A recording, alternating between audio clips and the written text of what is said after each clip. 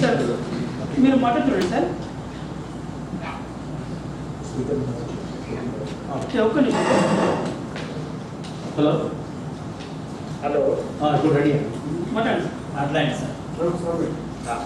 ఇక్కడ ఉన్న అందరికీ పేరు పేరున వందనం. జై తెలంగాణ.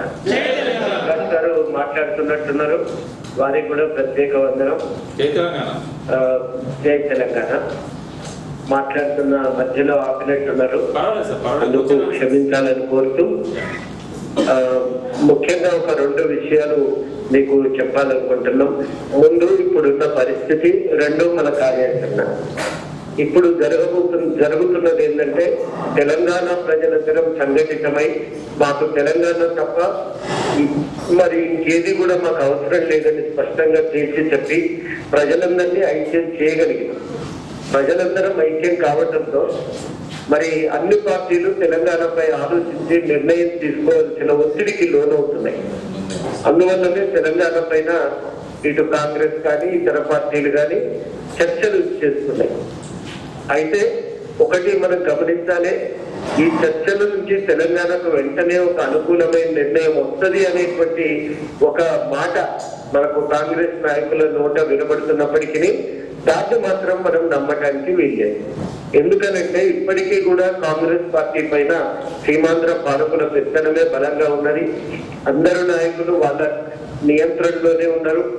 కాకపోతే కాంగ్రెస్ నాయకులకు మునుపటి సీమాంధ్ర కాంగ్రెస్ నాయకులకు మునుపటి బలం లేదు. అటు జగన్ పార్టీ నుంచి వెళ్ళిపోవటం, ఇటు తెలంగాణ ప్రాంతాల్లో పూర్తిగా వాళ్ళ పట్టు చెదిరిపోవటం, తర్వాత ఆంధ్ర ప్రాంతంలో పార్టీని గెలిపించగలిగేటువంటి శక్తి కూడా వాళ్ళు కోల్పోవటం, వీటన్నిటి కారణంగా మునుపటి కంటే వాళ్ళు బలహీనపడిపోయారు. అంటే తెలంగాణ ఉద్యమమే వాళ్ళు కొంత బలహీనపరిచింది అనేటువంటిది కూడా వాస్తవం. వీటన్నింటి నేపథ్యంలో తెలంగాణకు అనుకూలంగా నిర్ణయం తెచ్చుకోవడానికి కావలసినటువంటి వాతావరణం అయితే ఉన్నది, కానీ అది దానంతటనే ఆటోమేటిక్ గా నిర్ణయం వస్తుందని మనం ఎవరైనా అనుకుంటే అంతకంటే అవివేకం, మూర్ఖత్వం మరొకటి లేదు. మన ఒత్తిడి ఫలితంగానే కలిగిన రాజకీయ మార్పులు, ఆంధ్రప్రదేశ్ లో వచ్చినటువంటి రాజకీయ విభజన అనేది పరిస్థితిని ఇక్కడి దాకా తీసుకొచ్చింది. ఇప్పటికీ సీమాంధ్ర పాలకుల పట్టు ఉన్నది కాబట్టి ఆపటానికి వాళ్ళు అన్ని విధాలుగా ఆఖరి నిమిషం వరకు ప్రయత్నం చేస్తారు. ఇవాళ మన ముందు ఉన్నటువంటి కర్తవ్యం ఏంటంటే ఎట్టి పరిస్థితుల్లో నిర్ణయం వెనక్కి పోకుండా మనం చూసుకోవాలి. మనకు అనుకూలంగా నిర్ణయం వచ్చేటట్టు మనం చూసుకోవాలి. దాని కొరకు మనం సంఘటితంగా నిలబడాలి. సంఘటితంగా నిలబడి మనం ఖచ్చితంగా ఈ పోరాటాన్ని మనం ముందుకు తీసుకొని పోవాల్సి ఉంటుంది. అయితే మనం ఏం చేయాలి అనేది వాళ్ళ చాలా కీలకం. ఒక కత్తి మీద సాము లాంటి పరిస్థితుల్లో ఇవాళ మనం ఉన్నాం. ఒక దిక్కు మేము చేస్తున్నామని కాంగ్రెస్ నాయకులు ప్రచారం చేస్తున్నారు, దానిపై ప్రజలకు కానీ మనకు కానీ విశ్వాసం లేదు. కానీ మాకు ఒక అవకాశం ఇవ్వాలి కదా అనేటువంటి ఒక వాదన కాంగ్రెస్ నాయకుల నుంచి రావచ్చు. దాన్ని మనం అసలు విశ్వసించడం లేదు. కానీ చాలా జాగ్రత్తగా ఈ పరిస్థితుల్లో ప్రజలందరినీ సమీకరించి కదిలించడం అనేది మన ముందున్నటువంటి కర్తవ్యం. ఈ విషయం మీదే మన జేఎస్సీ విస్తృత స్థాయి స్టీరింగ్ కమిటీ జరిగింది. అన్ని పార్టీల నాయకులు కానీ లేదా అన్ని జిల్లాల నుంచి వచ్చిన జేఎస్సీ నాయకులు కానీ ఒకటే మాట చెప్పింది, కాంగ్రెస్ ఇది మరో కొత్త నాటకం కావచ్చు, నమ్మలేం మన కాంగ్రెస్ పార్టీ. అందుకని మరి మనం ఏం చేయాలి అంటే, మీరు ఏదైతే తెలంగాణ ఇస్తానని 2001 నుంచి కాంగ్రెస్ పార్టీ వాగ్దానం చేస్తున్నదో ఆ మాట కట్టుబడి ఉండాలి. తెలంగాణ ఇవ్వాలి అనేది మనం పెడుతున్నటువంటి డిమాండ్. కనుక మన డిమాండ్ చేసి చాలా స్పష్టంగా దాన్ని వ్యక్తీకరించింది.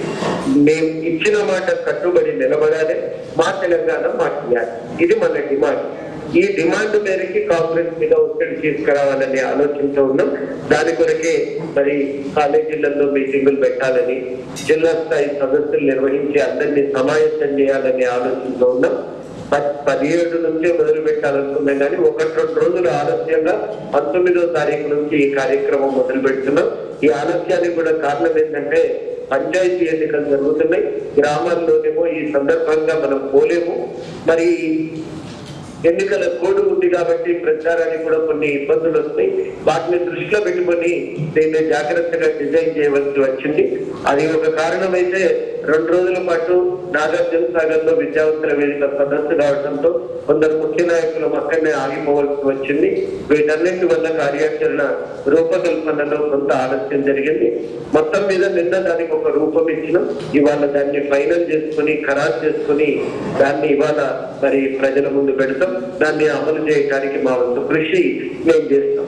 ఇక రెండవది మనం చేయవలసినటువంటి డిమాండ్ ఏంటంటే, ఇక మీరు ఇట్లాగే కనుక సాగతీస్తే, ఇప్పుడు మొన్న కోర్ కమిటీ మీటింగ్ అయింది, నిర్ణయం రాదని మనలాంటి వాళ్ళకి చాలా మందికి తెలిసిన సాధారణ ప్రజలు మాత్రం ఒక ఉత్కంఠతో ఎదురు చూస్తున్నారు. నిర్ణయం చెప్పకుండా మళ్ళీ టీడబ్ల్యూసీ మీటింగ్ అని, అది ఎప్పుడు జరుగుతుందో ఇంతవరకు డేట్లు ప్రకటించలేదు. ఇంకా మూడో విషయం ఏంటంటే, డేట్లు ప్రకటించకపోగా ఆ నిర్ణయం తెలంగాణకు అనుకూలంగానే ఉంటది అనే మాట కూడా వాళ్ళు ఇప్పటి వరకు మనం చెప్పలేదు. కనుక ఆ నిర్ణయం తెలంగాణకు అనుకూలంగా వస్తుందనేది అధికారికంగా ఇప్పటి వరకు కాంగ్రెస్ పార్టీ అనలేదు. ఇది మనం గమనించాలి. మాకు దిగ్విజయ్ సింగ్ చెప్పింది ఏంటంటే, ఇటో అటో మొత్తం మీద ఇది ఒక నిర్ణయం ఉంటది, అయితే సమైక్యాంధ్ర లేకపోతే ప్రత్యేక తెలంగాణ, ఈ రెండే మాకున్నటువంటి ఆప్షన్స్. ఇందులో ఇదో అదో మేము నిర్ణయించుకుంటాం, అయితే ఎక్కువ సమయం తీసుకోము, వీలైనంత తొందరగా మేము నిర్ణయం చేస్తాము.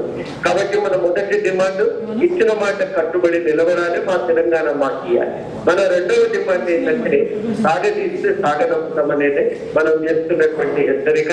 ఈ రెండు నినాదాలతో మన కార్యాచరణను ముందుకు తీసుకుపోవాలి. కాలేజీల్లో మీటింగులు, ఎక్కడ వీలైతే అక్కడ మీటింగులు పెట్టడం, జిల్లా సదస్సులు నిర్వహించడం, అది మనం ప్రత్యేక కార్యక్రమంగా పెట్టుకున్నాం. ఈ గ్రామ పంచాయతీ ఎన్నికలు కాగానే ఇంకా ఈ ఉద్యమాన్ని మరింత బలంగా ఉధృతంగా ముందుకు తీసుకుపోవడానికి అన్ని రకాలుగా ప్రయత్నం చేస్తాం. అందరినీ కలుసుకొని ఉద్యమాన్ని ముందుకు తీసుకుపోవడానికి మా కృషి కూడా మేము చాలా తీవ్రతరం చేస్తాం.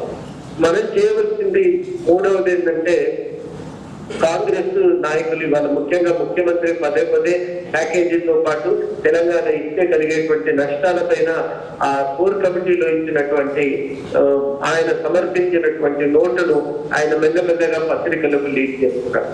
సరే, తన రాజకీయ అవసరం ఏందో, ఎందుకు లీక్ చేస్తున్నాడో అందరికీ తెలిసే ఉంటది. ఆంధ్రలో తానే తెలంగాణ నిలువరించేటువంటి శక్తి కలిగిన వాడిగా చూపించుకునే ఒక ప్రయత్నం ఉన్నది దాని వెనకాల. అయితే మనము ఢిల్లీలో తెలంగాణ అడ్డంకిగా వాళ్ళు చేస్తున్నటువంటి దుష్ప్రచారాన్ని కూడా గమనించాలి. 4 రకాల వాదనలు వాళ్ళు ఢిల్లీలో వినిపిస్తున్నారు. మొదటిది, తెలంగాణ ఇస్తే దేశం ముక్కలైపోతుంది. వాస్తవానికి 1956 పునర్వ్యవస్థీకరణ తర్వాత 14-15 రాష్ట్రాలు ఏర్పడ్డాయి. ఆ 15 రాష్ట్రాలు ఏర్పడినప్పుడు దేశంలో ఎక్కడ కొత్త డిమాండ్లు రాలేదు. 2000 సంవత్సరంలో 3 రాష్ట్రాలు ఏర్పడ్డాయి, ఉత్తరాఖండ్, జార్ఖండ్, తర్వాత ఛత్తీస్గఢ్. అప్పుడు కూడా కొత్త డిమాండ్ ఏవి ముందుకు రాలేదు. కాబట్టి ఒక ప్రాంతం ప్రత్యేక రాష్ట్రంగా ఏర్పడితే దాన్ని చూసి అందరు అడుగుతారనుకోవడం, అది పూర్తిగా చరిత్ర పైన అవగాహన లేని వాళ్ళు చెప్పే మాట అది. వాస్తవానికి ప్రతి ప్రాంతానికి ఒక ప్రత్యేకత ఉంటుంది. తమ సమస్యల పరిష్కారానికి ఏ ప్రాంతానికి ఆ ప్రాంతం ప్రయత్నం చేస్తూనే ఉంటుంది నిరంతరం. అది కొత్త విషయమేం కాదు. ఈ ప్రయత్నాలు అనేవి ఒకరిని చూసి ఇంకొకరు ఎత్తుకోరు. ఎవరి అవసరాన్ని బట్టి వాళ్ళు నిర్ణయించుకుంటారు, ఎవరి ప్రయత్నాలు వాళ్ళు చేసుకుంటారు. ప్రతి సమస్యకు ఒక ప్రత్యేకత ఉంటది, ఆ పరిష్కారానికి ఒక ప్రత్యేకత ఉంటది అనే మాట మనం ముందు నుంచి చెప్తా ఉన్నాం. ఇక రెండవది వాళ్ళు చెప్తున్నది, నదీ జలాల సమస్య పంపిణీ ఇబ్బందిగా తయారీ. ఇవి మీకు ప్రకాష్ గారు చాలా వివరంగా చెప్పగలుగుతారు, నాకంటే అధికారికంగా కూడా చెప్పగలుగుతారు. అందులో చాలా ముఖ్యమైన విషయం ఏంటంటే, నదీ జలాల పంపకం ఇప్పటికే జరిగిపోయింది, దాంట్లో వివాదమే లేదు. మన నీళ్లు మనం వాడుకుంటాం తప్ప ఇంకొక నీళ్లు మనం తీసుకునే అవకాశం కూడా లేదని ఇంజనీరింగ్ నిపుణులు అందరూ చెప్తున్నప్పటికీ పదే పదే కాంగ్రెస్ నాయకులు, ఒక ఆంధ్ర ప్లస్ కాంగ్రెస్ నాయకులు, ఇతర నాయకులు ఒక అపోహలను సృష్టించే ప్రయత్నం. ఇవాళ మీరు ఈనాడు పేపర్ చూస్తే మీకు అర్థమవుతుంది. వాళ్ళు చేస్తున్న మూడవ ప్రచారం ఏంటంటే, తెలంగాణ ఇస్తే నక్సలైట్లు వస్తారని. నక్సలైట్లు ఒక సామాజిక ఆర్థిక నేపథ్యంలో వస్తారు, ఎప్పుడు పడితే అప్పుడు రారు. ఆనాటి పరిస్థితులు గ్రామాల్లో కొంత దొరల బెత్తనం ఉంటే అది పోవడానికి వాళ్ళు ప్రయత్నం చేసిండ్రు. ఆ తర్వాత సమస్యలు మారినాయి. ఇవాళ సామాజిక ఆర్థిక పరిస్థితులు వేరున్నాయి. ఇవాళటి పరిస్థితుల్లో శాంతియుతంగా తెలంగాణ కోసం కొట్లాడితేనే బతుకు బాగుపడుతుందని అందరూ ఆలోచిస్తున్నారు. కాబట్టి ఇంకొక ఉద్యమానికి ఇక్కడ ఇప్పుడు ఆస్కారం లేదు. అయినా కావాలని అది ఒక ప్రచారం వాళ్ళు చేస్తున్నారు. జాతీయ స్థాయిలో పోయి మేము నక్సలైట్లు లేకుండా చేసినామంట. మళ్ళీ తెలంగాణ విషయానికి వచ్చేసరికి వాళ్ళు మళ్ళా బలపడుతున్నారు, పక్కనే ఉన్నారు, ఇంకా పోలేదు అనే మాట మాట్లాడతారు. ఇది ఒక ద్వంద్వ ప్రమాణం. అసలు ఇంకో విషయం ఏంటంటే నిన్న మొన్నటి దాకా రూపుమాపిన యంత్రాంగం రేపు తెలంగాణ వచ్చినా కానీ ఉంటుంది. కాబట్టి ఇదేదో సమస్య అవుతుంది అది మాట్లాడటం అంతకంటే అర్థరహితం అనేది మరొకటి లేదు. ఇది కావాలని దీన్ని ఒక అవాంతరంగా సృష్టించే ప్రయత్నం.